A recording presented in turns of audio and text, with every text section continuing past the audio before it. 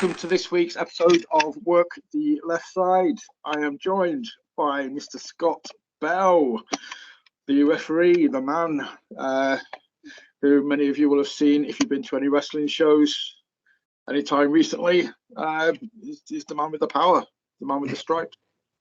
You right, man? You right? I'm good, thank you, man. How are you? Yeah, I'm all good, dude. All joking aside, sort of saying if anybody's been to any shows recently, they'll have seen you.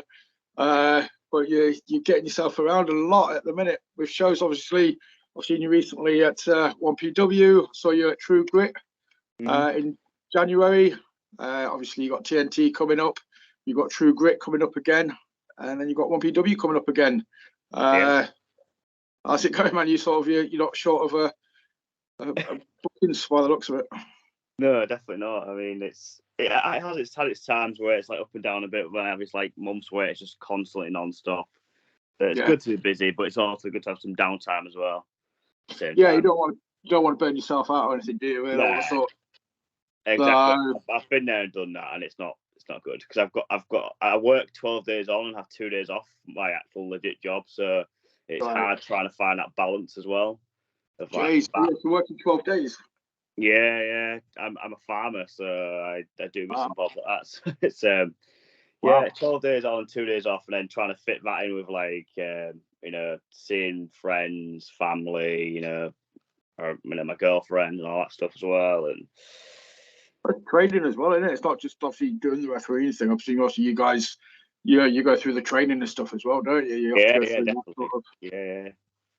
So fair play to you, man. That's so besides the ones I've just mentioned, who else is what other shows have you done recently, or are you appearing on?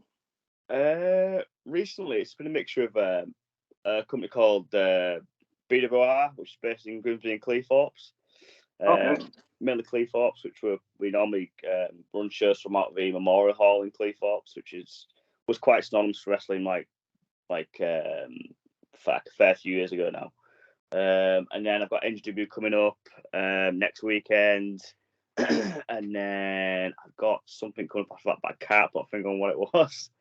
But yeah, I've worked Progress, I've worked Revpro, so I've got about a bit, and now I'm working 1PW. Wow, so you made it all the way down south as well, because generally you sort of find, I know a lot of the wrestlers tend to get all over the place, but majority of referees are very territorial. Tend to find, so I figured you obviously work in sort of Liverpool, Yorkshire, those areas. I didn't know you'd ventured down south as well. So Progress is always a massive one to wrestle, I would have thought, or to referee. Yeah, definitely. It was definitely a bucket list moment for me just to tick it off, especially to appear on network, because I left show in Manchester where I got to referee Ridgeway versus Gresham for the ROH title, which is pretty cool as well.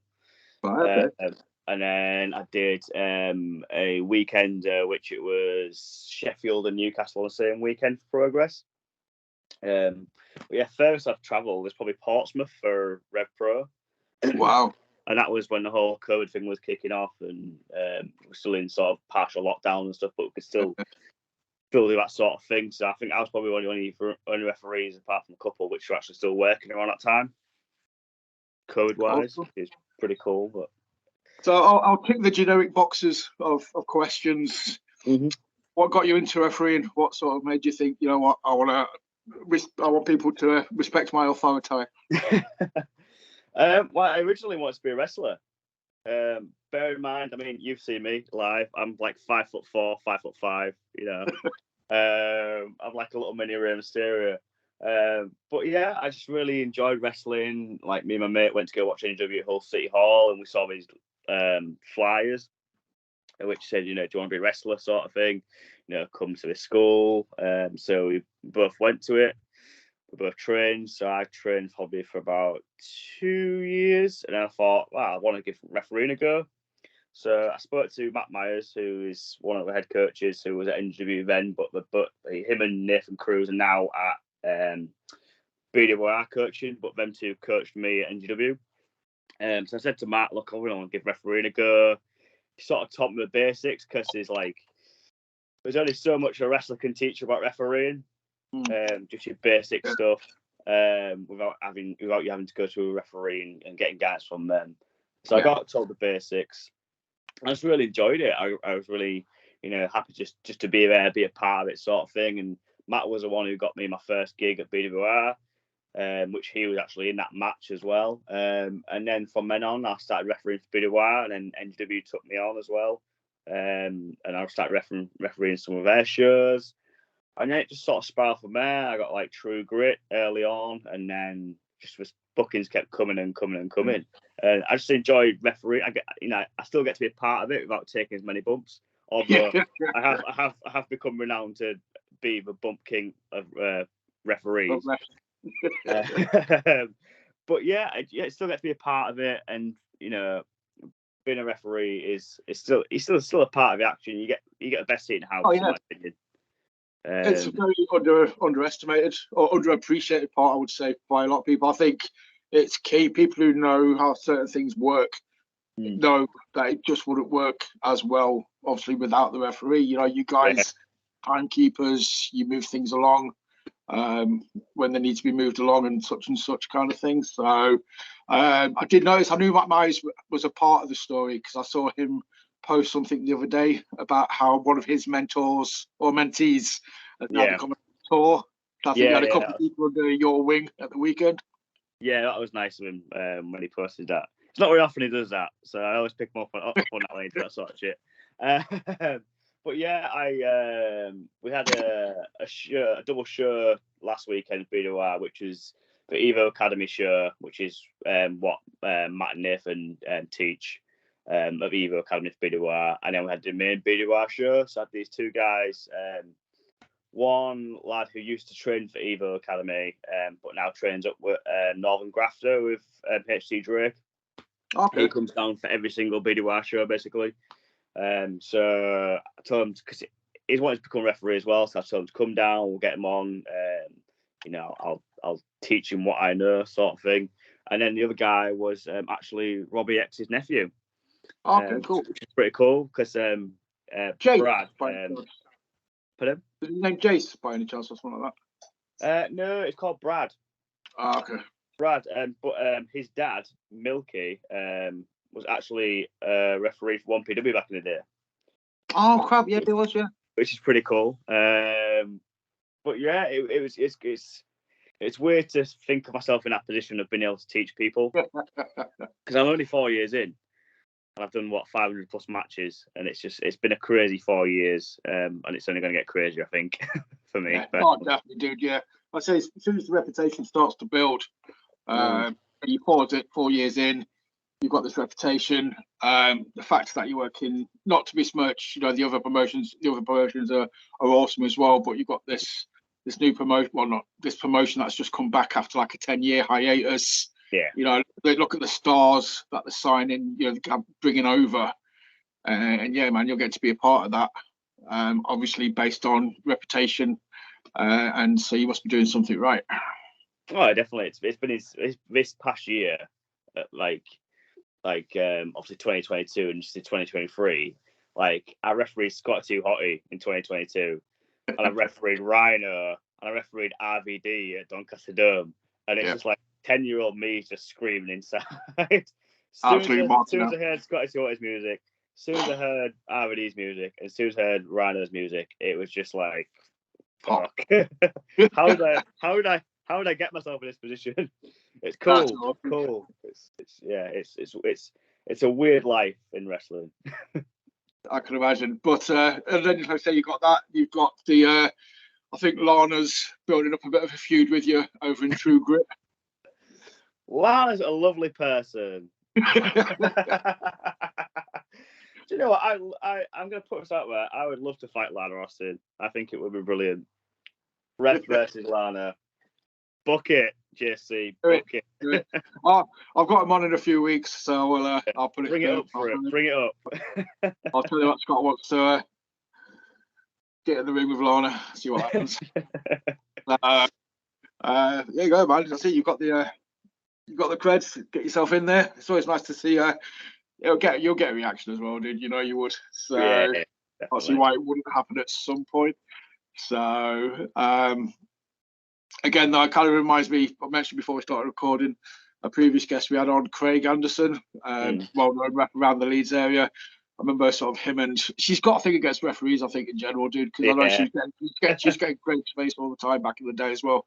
And I think they very nearly came to blows at one point at a Tidal show.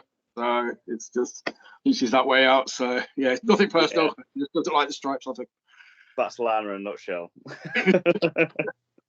So yeah, obviously that covers the basis of how you got into it. Obviously, the last show that I saw you at was the Lincoln show at 1PW. You just said, man, obviously Rhino was there. Referee the Haskins Rhino match. Yeah. You did the main event as well, did you not? If I'm not. Yeah, I did. Osprey and Robbie. It's like, that was, for me, that was a pretty cool full circle moment, because the last time I saw them wrestle against each other was at NGW in Hull, and I was in the crowd for that. So it was pretty cool to be the man in the middle for a really, really hyped main event, and it delivered. It was just so cool. But it was cool. I always enjoy refereeing Robbie's matches. I absolutely love it. But that's only the second time I ref one of Will's matches, because I refed him and Doug Williams in Revpro. It's pretty cool. Wow. But yeah, Will's pretty cool. Yeah. I was going to say, obviously, from being outside of the ring, the atmosphere was freaking mental. I think literally everybody was just, nobody was quiet during that match. It was constant cheering, either be for Will, for obviously Robbie was the hometown boy. Just imagine being in the ring with those two guys, just, kind of, again, sound cliched, but it just been an electrifying kind of thing. And just like them dueling chants at the beginning was just amazing. The only time I've had that was Ridgeway versus Gresham at Progress, and it must have gone on for about at least 5 minutes, just constant dueling. It was just so fucking cool to be in there with everything around you, just taking it all in, because I always forget to just take it all in when I'm in a ring, especially like at Doncaster Dome, because that's the biggest venue I've refereed in. There was a moment where the lights came down and the opening video started playing, and the lights came up and Steve Aaron started doing his spiel, and I was just stood there just trying to take it all in. I just couldn't comprehend. Like, I was in my head like thinking, how did I get here? That makes sense. It was just like insane with Lincoln, like just stood in the middle of that, and everyone all night the crowd was just up for every single match, and they definitely delivered, did Lincoln, and I can't wait for the next one. Yeah, obviously we did a review show last week. I had my issues with the venue, but the actual show itself was absolutely banging, and nothing against the show. The show was spot on. Everybody delivered. Everybody did the job, and came away from it very happy, which is what we pay. Good. Which is what we buy the tickets for, basically. So yeah, exactly. So for people who don't know, I kind of want to discuss the ins and outs of the life as a referee. Again, I know when I spoke to Craig, he used to go on a be on about pre-show, like talking to the wrestlers, sort of making sure that you kind of knew what needed of you in the match and stuff like that. How was that when you first got into it? Because that must have been obviously you training as a wrestler, but the key part of being a referee is that interaction between you and the guys in the ring. Yeah, definitely. I mean, when I first started, like, obviously me training to be a wrestler, I sort of knew the basics of stuff. But then sort of getting into refereeing wise, I found it training to be a referee made me become a better wrestler, and training to be a wrestler made me become a better referee. Because like you knew what move was coming, so you could know where you need to be for shoulders and all this stuff. But yeah, it was daunting when I first started, because basically Matty was just guiding me through everything, like taking me to the people I needed to go see and guiding from every little bits and bobs in the match. Because at that point, I knew nothing about that sort of stuff, referee wise, like the ins and outs of it and spots, shall we say. And it was just like, I was listening to the whole match, and I'd just be like, the cogs were going round, but with nothing there, sort of thing. Like, I've just taken all that in. Like, I'm like, a rabbit in headlights sort of moment. So as I progress through my career, I've learned just to ask what I'm needed for, and like finish wise, what would that be? Yeah. I don't want to overload myself with too much, because that's when you make mistakes, and you don't want to make mistakes. You end up on botchamania, like I've done once before. Oh, we'll go back to that. Pardon? I said we'll go back to that. Oh, lovely. But yeah, as I sort of progressed, I just sort of learned to not take as much in, because you have some wrestlers which will come to you and they'll tell you every single detail right of the match. And it's just like, well, I only need to know one spot in that then. So you've just told me the whole match and just completely like mess with my brain. So you have to go over it again and say, what am I needing for this point and what is the finish? But like now, like I'm 4 years in as well, you'll get wrestlers come to me and I'll say, look, hey, you just listen to this, see if this is good, see if that works, if that works from a referee's perspective. So it's quite cool from that perspective, having wrestlers come to me and ask for advice in that way.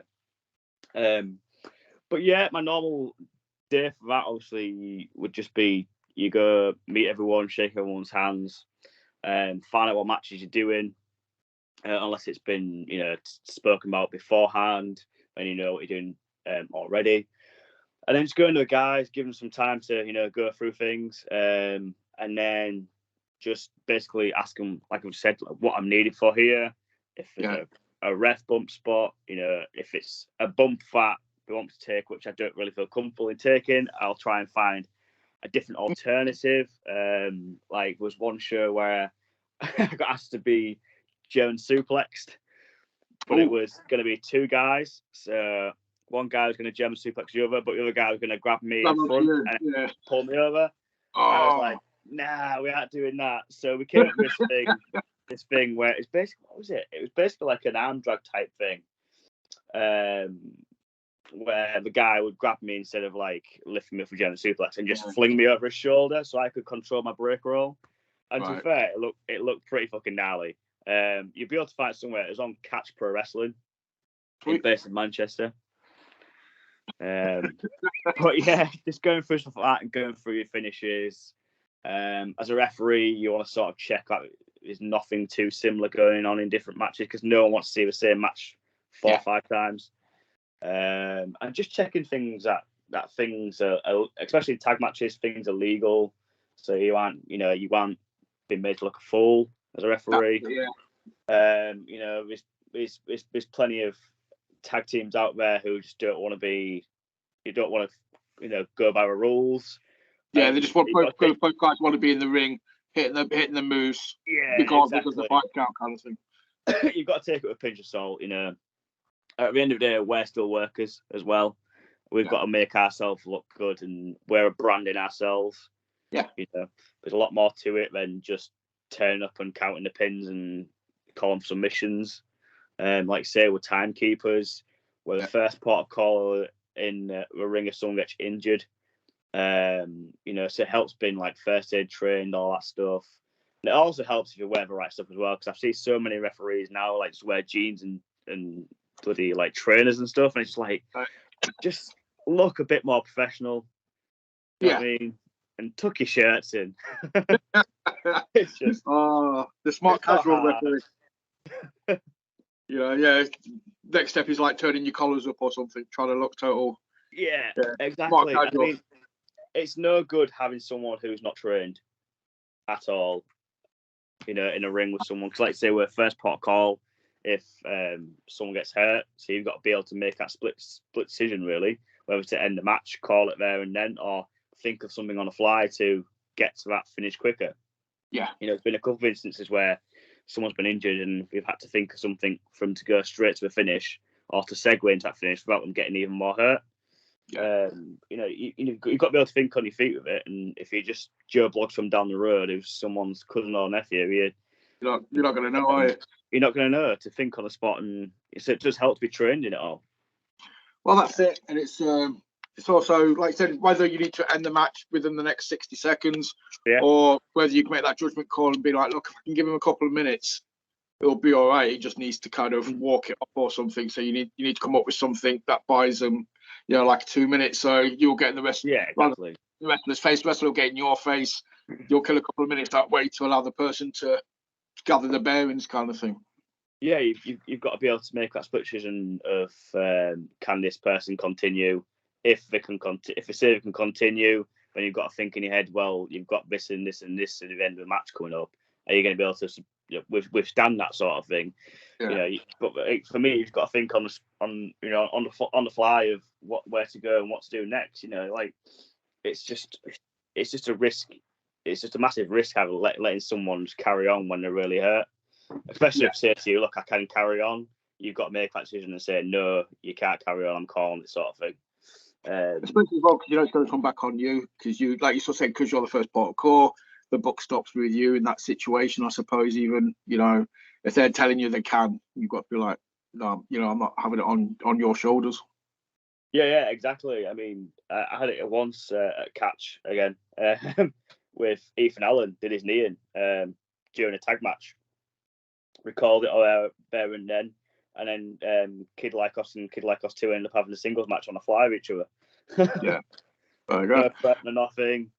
And it was good after that, but it was a shame of the circumstances. But you've got to be able to just make that decision and back it up. Yeah. Really. So right, let's rewind. Botchamania. Botchamania. That was at Revpro. The same night, I refereed Ospreay and Doug Williams. Right. It was a match beforehand where a wrestler did not kick out of a pin, or should I say, kicked out as my hand hit the mat for the free. Ooh. So I don't know if you've seen Botchamania, where referees get the Cody treatment. That referee tried to fuck on me. Yeah, I got that treatment from Matthew, so thank you, Matthew, for that. Basically, they didn't kick out with the pin. My hand hit that mat as their arm came up. I just went with it, and I'm happy with that decision. I backed up that decision because I didn't go back on it. Yeah. So I stuck to my guns with it. The right person won, so it's not a great. It's not a great look being on Botchamania, but it's a rite of passage in British wrestling, so I'll take it. Exactly. I think everybody's been there from the top end to the lower end kind of thing. Yeah. So it is what it is. Technically, I've been on it twice. I've been in the background of Robbie X when he slipped on his entrance at FFW in Lincoln. So right. Twice. Oh, there you go. Even Robbie's been on it, for God's sake. You know what I mean? So it's not like it's going to ruin any careers or anything, is it? So, and I would stand by you on that one. If the person mistimes the shoulder raise, you count to 3. It's not on you, it's on them. What you're going to do, not count to 3 and look like a mug. Exactly. You can't win either way with it, really. But you just got to stick to your guns and go ahead with it. And the promoter was very happy with me that I stuck to my guns. So it makes me happy that he's happy. So there you go. Fair play, man. I think the biggest company in the world sort of says, if the referee counts to 3, if you don't kick out in time, the ref has to count to 3 to keep that suspension of disbelief. Exactly. 3, it just throws everybody off, and then you're at the moment. Jobs, if a referee hovers on that 2 count out going to 3 count, it makes it look 10 times worse. Yeah. So you'd rather just go along with it and then call it off if it actually got before the 3 count. But in that instance, the shoulder came up as my hand hit a mat, so just got to go with it. That's it. And any promoter worth the salt will be able to work that into a storyline and stuff anyway. So definitely. Just gets another match out of the feud if needs be. Yeah. So, turn off my train of thought there. I was just sorry, my stance has been keeps falling over. I've got to ask you. So I keep trying to sort of sneak in, but not get my nose too far to the camera. What's on your T-shirt? My T-shirt, it is the Undertaker. Ah, sweet. Of course, the purple and the fire just totally threw me off. I was looking at it like. I'm a big Undertaker fan. Nice. I've literally got a shrine. Not a shrine. That sounds really weird. I've literally got awesome. That's the first edition legacy title of the Undertaker. I think there's only 500 of them in the world. Wow. And I've got number 450 something there. And then I've just got literally an Undertaker corner. That's awesome. So yeah, I'm a big fan of Undertaker. Well, let's just segue a little bit then. So, can you remember where you was when the streak was broken? In that case, what your reaction was? I was probably asleep at that present time. Ah, But I think what? I caught up on it the day after, and I was shocked like everyone else, because it's one of them things where you've grown up with it for years. I think it was from like I started watching wrestling WrestleMania 17, so 2001, and then The best mania ever. So, no doubt, that hardcore match with Kane, Raven, and Big Show. Oh, brilliant. But like from top to bottom, the card was absolutely fantastic. Yeah. But yeah, and then obviously WrestleMania 18 was the 10th year of a streak, I believe. Yeah. I remember at the end. I remember at the end. He missed a year, didn't he? The first match was at 7, but he'd missed a year. So yeah. Yeah. So I sort of started watching it to probably about 8 years into the streak. And then, like, it's just one of them constant things. WrestleMania, you've got the streak every year, and to know that that's not there anymore, even though he came back after that, it's just a bit like, it's lost the mystique a little bit. It was tainted. Yeah, exactly. You know, Brock Lesnar was probably a wrong person to lose to, in my opinion. Yeah, this is one of those this is one of those discussions, isn't it, where people have always got like an opinion on it and all this kind of sort of stuff. Should they have held on and let Reigns be the guy to end the streak, or should Punk have done it, the year later or the year earlier? Personally, I'm a massive mark for Punk, even though he's he went full Punk recently. I'm still a fan of his work. But yeah, for me, Punk should have been the one that ended it. So, obviously, WrestleMania 17. How old would have been at that point? Oh god, 2001. So I've probably been about 8 or 9. I'd say. So you got into wrestling at a good young age then. My granddad used to watch it on Sky Sports when Sky Sports first came out, and he used to tape it like the old WWF superstars. I remember like coming across this video he had, and it had like this segment with Jake the Snake on it, and Ultimate Warrior and Undertaker. Oh.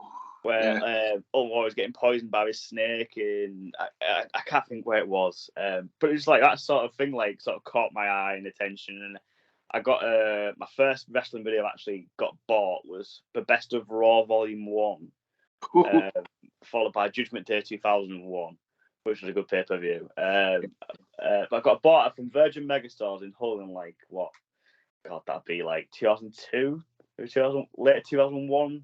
I'd have thought. Was it on video or DVD? Video. Video. Wow. Yeah, I got bought a load of videos, and then DVDs obviously came into it. So I used to collect wrestling DVDs. I had every single pay-per-view DVD from like I'd say 03 to like 06. Yep. So I was a big collector of that, and I used to go to Woolworths and buy them like every month when he used to come out. Should I say my mum used to. But then I was like, he's getting too much now, so I sort of like stayed away from buying anymore. And then I used to just buy like compilation stuff as well from like WWE. It was Silvervision.co.uk back then. Just to buy that, like I used to get the catalogue and ask for shitloads of that for Christmas from my mum and dad and what else. But yeah, like WrestleMania 17 like properly got me into it, like just like that spectacle of things. Like one of the first show, apart from obviously WrestleMania 3, there was like 90,000 people there, but obviously I was not live, so I won't see that. But like the amount of people there in the Astrodome and all the spectacle, massive sets, and it just sort of caught me out of it. And like I'm a big fan of Undertaker and Kane. Just those two have really caught my eye. But from like 2001 onwards, I've just been a fan ever since, really. I've sort of dipped in and out. I think like it was like 08, 09. I was a bit because it wasn't great. I got off the radar. I think I got back into it about 2011 with the whole Summer of Punk thing. That kind of cool. Yeah. That's why I've got the love for Punk. I'd say I'm probably the same, but to be fair. And then like now I've got involved with wrestling, I rarely watch wrestling. I was going to say, how does that? Yeah, because that's one of my questions to most people is, obviously when you're doing what you're doing, And, you know, can you sort of disengage? Can you actually just still watch it as a fan, or do you find yourself sitting there, you know, picking it apart? You be like, no. Now when I watch wrestling, I watch it with a group of friends who are also wrestlers. So like, I watch it with like Reese and Rogan. I don't know if you've ever heard of them, but like we're a really good tag team who wrestle up and down like Yorkshire and surrounding areas and that. Really good guys. So we'll just sit there and like pick it apart. I'm just like, well, that's that point in the match. That's that point in the match, and I'll just watch referees. Yeah.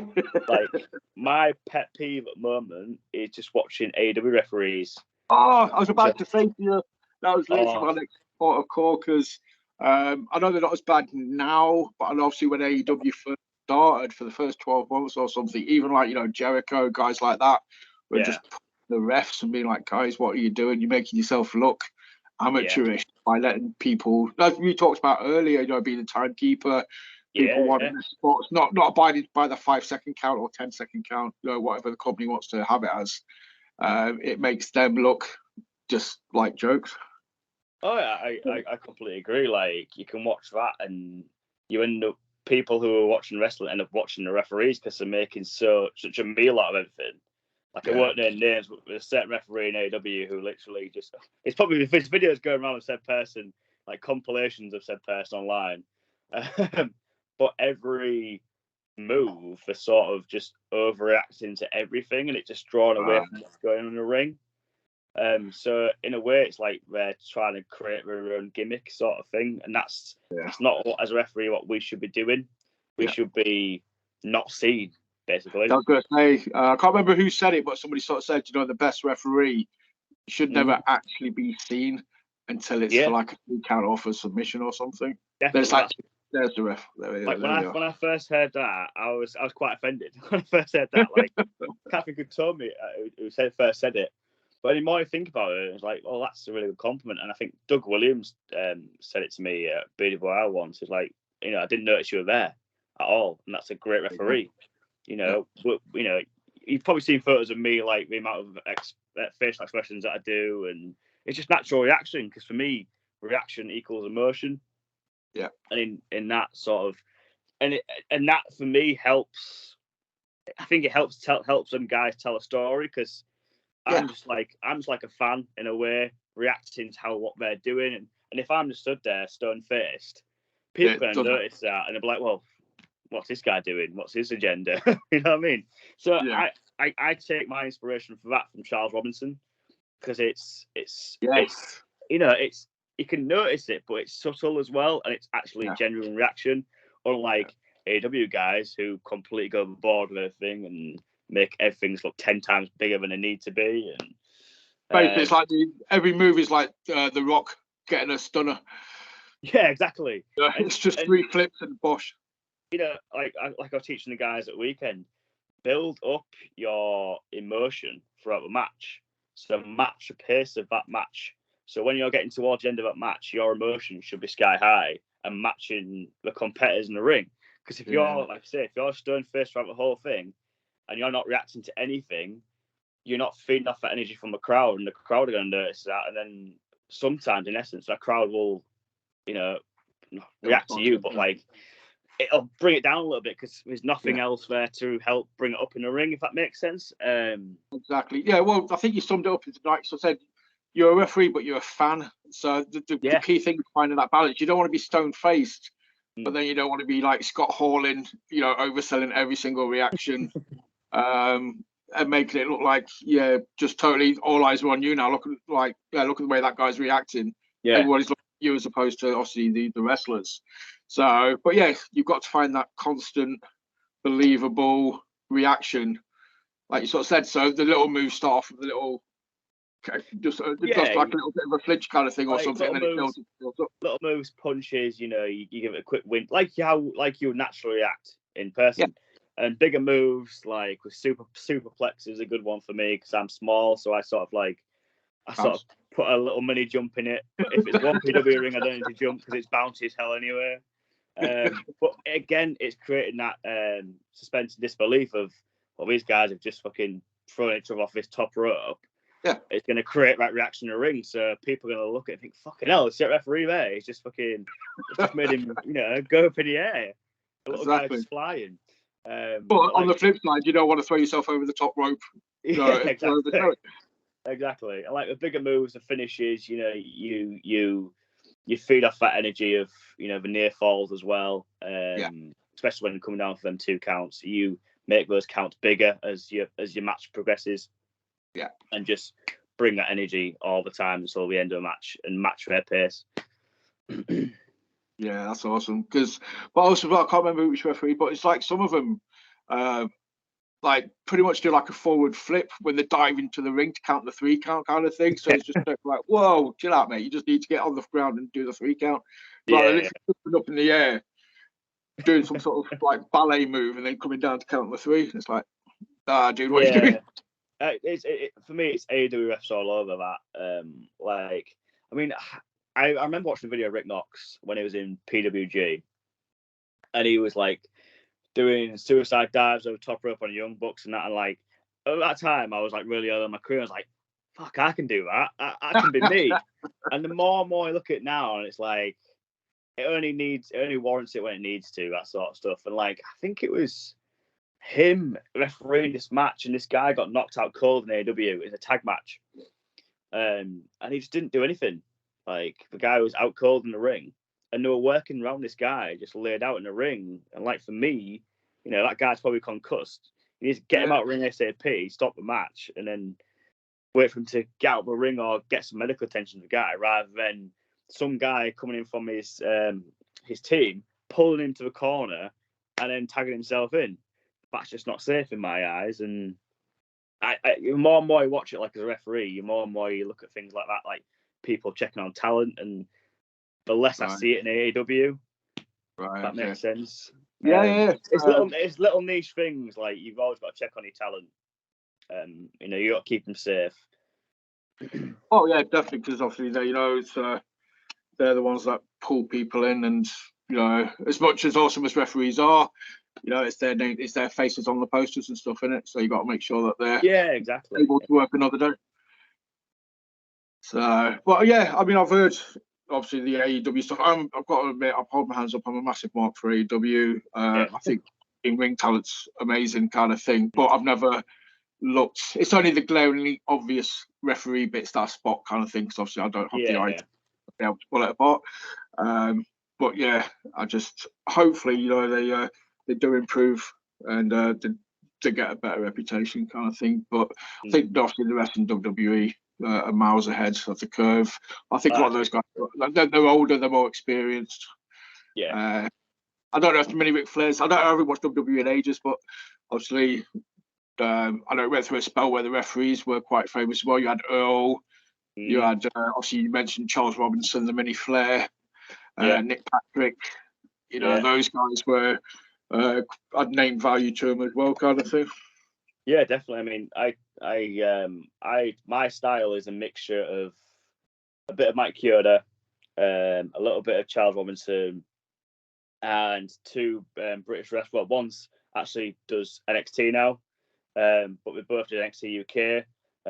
Chris Sharp, who basically became my mentor for quite a while. Like I worked with him on the camps over here, like Mega Slam and stuff like that, and he sort of took me under his wing. And I learned a lot from Chris, and Tom Scarborough, who was NXT UK as well. Like I'm a mixture of Chris and Tom as well. I just watch their matches and take little bits from what I enjoy, and bring it to what I do and try and make it my own. So I'm an amalgamation of about 4 referees, basically. Best way to be. Take the best elements and kind of merge them, shake them up a bit and make them your own kind of thing. Make it your own, and then you look different, and you aren't basically a copycat of one person. Exactly. You mentioned Mega Slam there, so you'd obviously, I know, sort of a rite of passage on the British scene is the holiday camps. Yeah. So, have you been there, done that? Yeah, man, I've been there, done that. I've wrestled on them as a referee. Have you as well? Oh, wow. Yeah, I've been in numerous rumbles for Mega Slam. I've done the NDW camps in Butlins, which was absolutely crazy because you've got like 2,000 people in the Skyline Pavilion, which is absolutely crazy amount of people, but it's all kids who probably never seen wrestling before or have seen wrestling, and we just love hip tosses and body slams, and they go crazy for it. So it's easy work. But yeah, I did a full summer on the camps for Mega Slam. Me and a core group of about 4 or 5 guys did this one venue each weekend. So like Dara Diablo, I don't know if you've heard of him, for like I used to go to NGW a lot, dude. So I know a lot of NGW guys as well. So yeah, Dara was on there, and a load of like Rogan as well. Guy from the tag team was on about earlier, Reese as well. Upcoming guy called Jack Maxwell. We was sort of a core team for that summer, for that certain place, and it was good to get to know those guys and work with them. And for me, like, that's where I honed my craft, is on the camps, because it's the best place to try new things and learn new things and see if they work, and if they do work, carry on with it. If they don't work, scrap them. Try something different. But yeah, I'll be forever indebted to like Mega Slam and NGW for that sort of experience, because you can't teach that sort of experience. Yeah. In essence, it's just it was really good to be a part of it. It's grueling, don't get me wrong, but it's vital to any wrestler or referee, in my opinion. Lots of name drop as well. So you mentioned, so I've said earlier, I've had Matt Myers on here before. I've also had obviously Nathan Cruz as well. And yeah, he was obviously a massive. So was Matt. They were both massive advocates for the camp scene kind of thing. You just got to look at the guys that have been through it over the years. I mean, Brian Danielson, but he credits it for making him the wrestler that he is today, kind of thing. Yeah. Just as you sort of said, it's being able to hone. They always sort of say during the camp time, it's a case of honing the little things. It's making the foundations really, really strong, so you can then build on them, kind of things. Like I said, the arm drags, the hip tossers, just the basics. You get fine-tuned so much by repetition on the holiday camps. You can then go off and do the bigger and better things move-wise. Yeah, exactly. And like, it helped me a lot, because like, it helped me especially with my reactions as well, because you've got to make everything bigger there. So for like a bigger it's more of a pantomime, isn't it? Yeah, exactly. Like, you've hit nail on the head with that one. The crowd are there, the boom for the bad guys, cheering for the good guys, and you've just got to make everything look 10 times bigger, because Skyline Pavilion's massive at Butlins. So if you've got a family at the back, they aren't going to see you. And as a referee, I've got to, basically sort of tell the story of what's going on in the ring, and like the counts, all this stuff. So if I'm just doing piss poor, like 2s, 1s, whatever, you're not going to see me, and you're not going to relay what point in that match, what's the word, what point in time that match is on. So you've got to make everything look 10 times bigger on that sort of thing. And it's like, if it's a smaller venue, you bring it down. It helped me hone all that sort of stuff. And like you say, repetition, it just made it. I'll go as far as say it made me be the referee I am today. I'm very fortunate to have got the bookings that I've got, and I'll put it down to that. Just like say, honing my craft and trying new things out, and just trying to find my way, really. I think it's one of the things where if it's on your, I don't know if wrestlers have, referees have CVs, but if it's on your CV, if it's, if people know that you've worked them, it gives you that bit of extra credibility, kind of thing. It's kind of like, okay, the guy's done the circuit, he knows what he's on about, kind of thing. It's like when wrestlers. Definitely different styles of shows. Like you can tell different styles of shows, like from a camp show to an indie show, which is Progress. I do deathmatch shows, so that's a very different contrast. Oh, yeah, really? Wow. Okay, where have you done that? I do it Rise. Yes, I have. Forgot about Rise. Yeah, I do Rise, and then I'm doing TNT this weekend.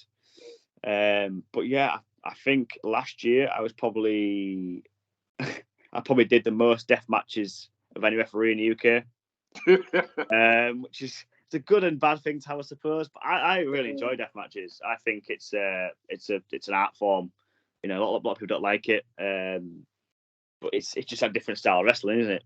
Yeah, Mate? I mean, I won't watch a pay-per-view just full of them, but when it's used right, definitely serves a purpose. Definitely means something. Yeah.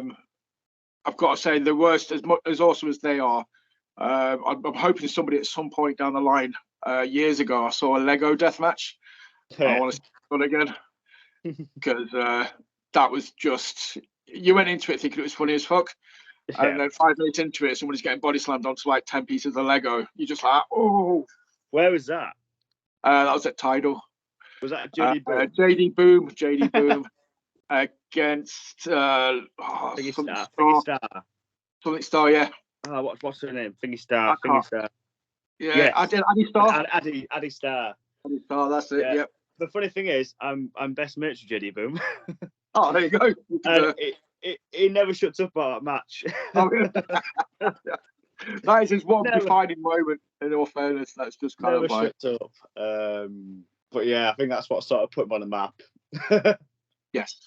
Bless him. That was, yeah, man. I've not seen him for a while, so I don't know if he's come to his senses. But if he ever wants to become king of the Lego Deathmatch and get somebody else to do one, I'll be the first person to buy a ticket because it was just genuine. I've never been in a crowd with that kind of an atmosphere. Just sort of saying, man, it was just totally surreal. Because, like you say, you went into it thinking it was a massive joke, and then you're walking out of it, just tears in your eyes, like, no, that's just wrong. Yeah.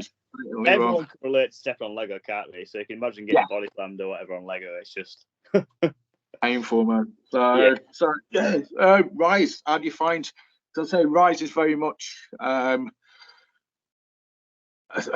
one of a kind, especially around this area. Promotion. Obviously, anybody in Leeds who's watching this, if you've been to Rise, you know what I'm talking about. If you haven't been to Rise, make sure you're at the next show. If just to throw abuse at Miles's dad. Yeah, what do you? How did you find working Rise? I can't even say it. Working Rise.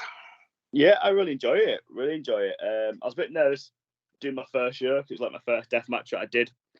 No, not first death match. First death match I did was a BUR actually, which involved Rise. But like first full show of it, because we do like deathmatch tournaments. We've got another one coming up in May in Hull, Bank Holiday weekend. But I've just did Rise versus ICW New York No Holds Barred, which is pretty cool to do. Working with all the American talent over there. But yeah, I really enjoy it. It's really good. Like it's a very different vibe. They've got their niche setting, their niche fans, but the diehard fans. You know what I mean? I really enjoy it. Like I said before, it's an art form, and I admire what the guys put their body through. And Rise do it really well. They've got a group of guys called Deathmatch Outlaws, which I'm very good friends with, like the owner of Deathmatch Outlaws, who sort out all the weapons and all the crazy shit we do, all the crazy stuff they build. You know, there's a lot of work that goes into it, and a lot of people don't see that. Yeah. A lot of people think people just go gather up light tubes from here and everywhere. You know, I've been at the last show, not the last show, but one before, at a warehouse in Leeds. I remember turning up, and the guys had blueprints for like different matches. And I was like, this is like fucking Home Alone. Wile E. Coyote style. Yeah, like there's going to be a needleboard in this corner and a sawboard in there, and it's just like, what the fuck? I remember correctly, I think Howard Drake has some part in constructing stuff as well, certain matches like that as well. I remember him telling me that he sort of manufactures or puts together certain instruments for matches of a more hardcore nature, if I remember correctly. Might be for TNT. I think Howard's helped do stuff for TNT before, like for the DOA tournament, because he was in the last DOA tournament, which I refereed. Yeah. Which was pretty crazy. I had to hold a chair for him while he Van Terminated someone in the corner. Oh, wow. Well done for using the correct name as well. I'm impressed. Most people just say host, but yeah, Van Terminator. Van Terminator and Van Dominator are two different things. Yeah. I wanted to take a Van Dominator from RVD at 1PW, but I got scrapped. He's a good guy. You can't Van dominate. I know. I had this elaborate plan to get it like inadvertently hit by a Van Dominator, but then in the end I just got hit by a chair in the back by Vicky Haskins. So it was all right. I got a chair shot in some respects. Yeah, you didn't get the sympathy. Yeah, man. If you'd have taken a Van Dominator just as a collateral damage, that would have got you a bit of sympathy. And then to wake me up, Katie Forbes, RVD's missus, motorboated me. Wow. There's a lot of jealous faces in that crowd. Dude, that would have just literally been like, I remember first time around at 1PW, I'm going to feel bad for forgetting his name, but we just kind of knew him as Afro. Last time round at 1PW, there's like one referee above everybody else that kind of got a lot of love. And whenever he came out, he had his own little chance going. And he just had like a big blonde fro. Yeah. I can't remember his name for the life of me. But anybody in the comments, knows it. I think he ended up working down south a bit more. But yeah, just had a massive blonde, tall, white, skinny guy, blonde fro. Oh, it wasn't Joe, was it? But I just got chatted after. I never actually thought his real name. So I think it was Joel. He started doing stuff for NXT UK at one point. I think if that's the same guy, because he did have a big afro, like a blonde afro at one point, and he had his hair cut. Yeah, I think that's it. Joel. Can't think his last name. He runs Suplex. Yes, I think that might be the guy. Joel Allen, that's his name. Yeah. Yes, that's the dude. But yeah, with those back in the original 1PW days, he was just known as Afro. So, right, let's pick up TNT. We've talked Rise. I'm keeping it local in regards to True Grit. We mentioned, obviously, we've picked up 1PW. But you have a busy weekend coming up. Let's show some love to the Scousers and TNT. I think it's probably only a third time I've worked for TNT, fourth. Last time I worked for TNT was TNT vs GCW, which is pretty cool. I got to ref Matt Cardona versus Dan Maloney. And then all the GCW hardcore guys like Jimmy Lloyd, John Wayne Murdoch, and all that against like Clint Margera and Big F and Joe, which is pretty cool. Drew Parker was in there. But yeah, it's pretty cool refereeing Matt Cardona, because again, it was like I've watched that ride on TV.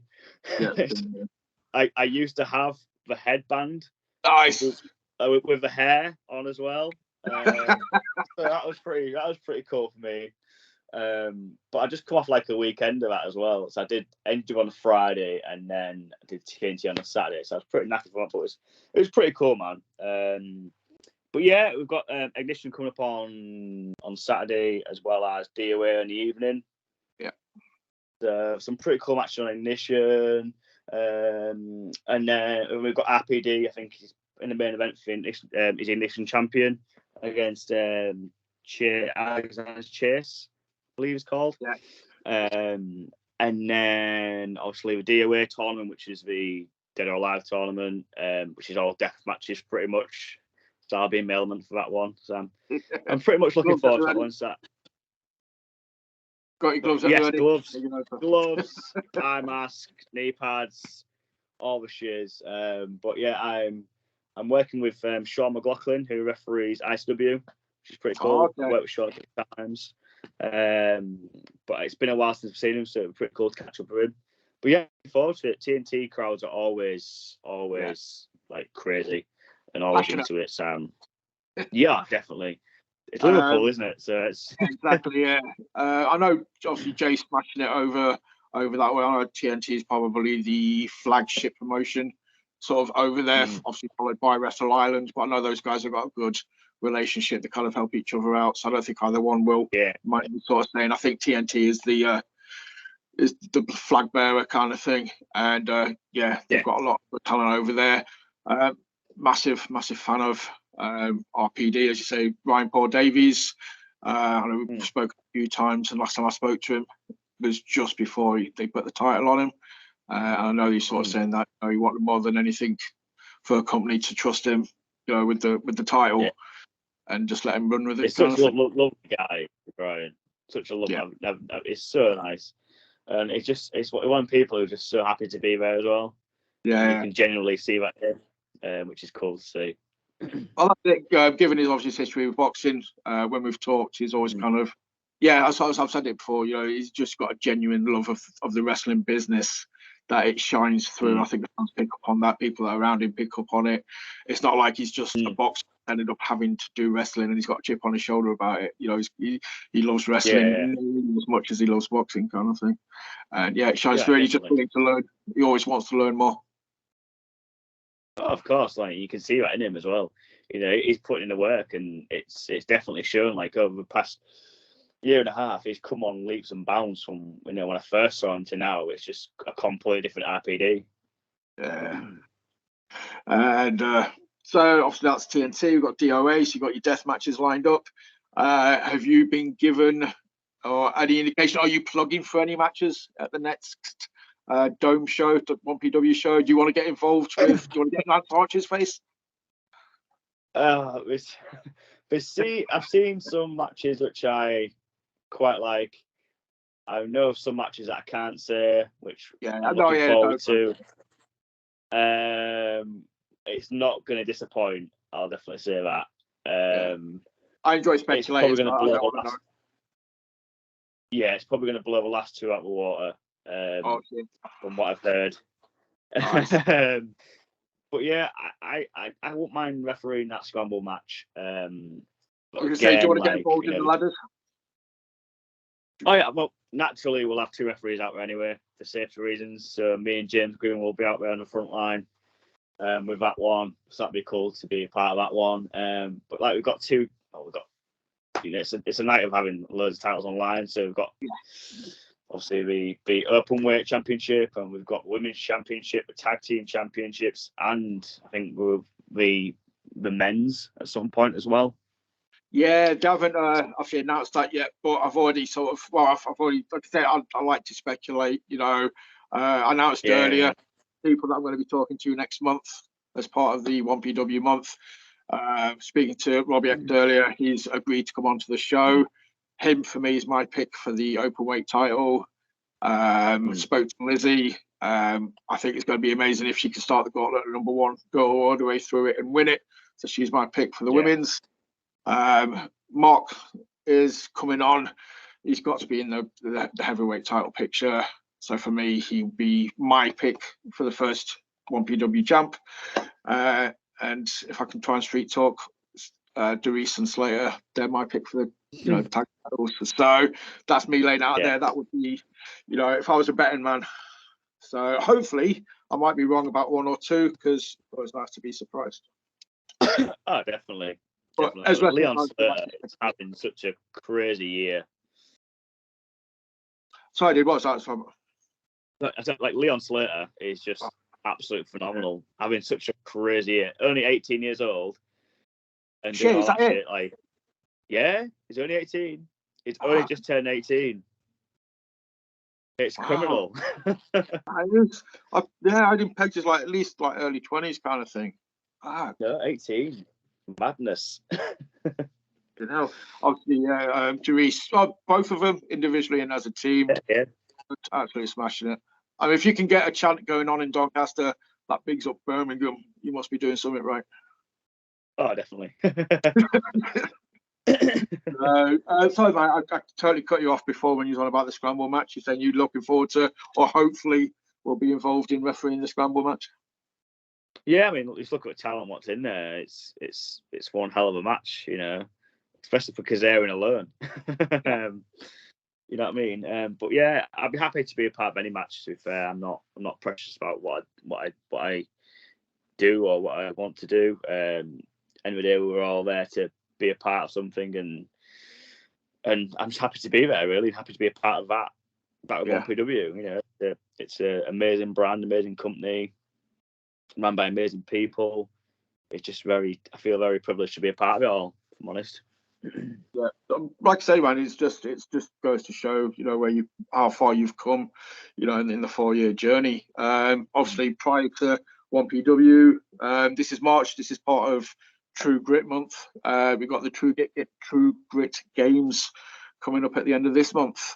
I take you'll be be at that show, being the authority figure. Yeah, we'll do. I think me, Neela, and Sandy Beaches are at that show. So yeah, it'd be pretty cool. We've got some cool matches on there. It's been announced. You've got Enserica versus James Mason for the championship. Yeah. And then you've got women's match, who's crowned new True Grit Women's champion. And on card, it looks like an absolute phenomenal show, and I'm sure it will. I mean, you were at the last one at Left Bank. Yeah, Absolutely insane.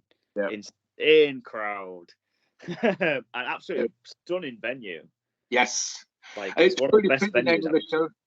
Totally fit the name of the show as well, didn't it? Obviously, Redemption, Church, and in fairness, it was just banging to see Rampage back as well. Yeah, I mean that's the first time I've worked with Rampage since obviously NXT UK, and he hasn't missed a beat, and it's just got this presence about him. He's like the godfather of British wrestling. You know what I mean? Everyone just like, you know, when Rampage speaks, you listen, and there's no one better, in my opinion, than Rampage in the UK. That's exactly what James said, and I think somebody previously, basically, the story was, if you've ever wrestled somebody, had a bad match with them, never want to work with them again, and then down the line you find out that they've been trained by Rampage after that, all is forgiven. Yeah, I'll get in the ring with them.